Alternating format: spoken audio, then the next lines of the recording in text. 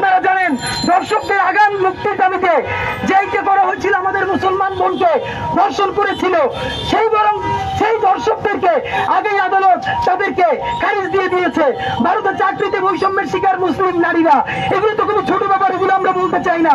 আপনাদেরকে সর্বশেষ দেখাতে চাই, দাঙ্গায় খালাস পেল হিন্দুরা।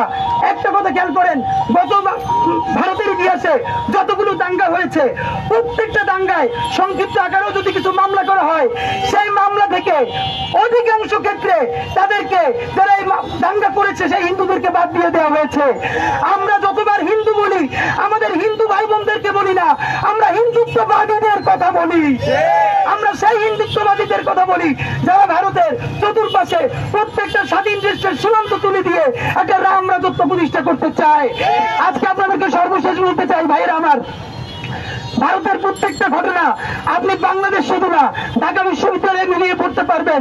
এই রমজান ছাড়া গত 5 বছরের প্রত্যেক রমজানে, প্রত্যেক হোলি উৎসবে বাংলাদেশের পুরান ঢাকায়, ঢাকা বিশ্ববিদ্যালয়ে আপনারা দেখবেন হিজাবি নিকাবধারী মেয়েদেরকেও ধরে ধরে রং দেওয়া হয়েছে, প্রতিবাদ করেছে, সেই প্রতিবাদকারীকে আরো উত্তপ্ত করা হয়েছে।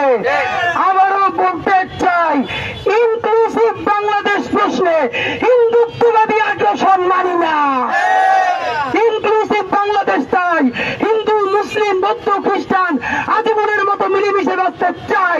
কিন্তু যারা আমাদেরকে এই ইনক্লুসিভ বাংলাদেশের প্রশ্নে কোন ধরনের বিচার ছাড়াই শাহবাগের সাথে রিকনসিলিয়েশন করতে বলে, তাদেরকে আউট অ্যান্ড আউট দিল্লি তুষার বলে ঘোষণা করছি।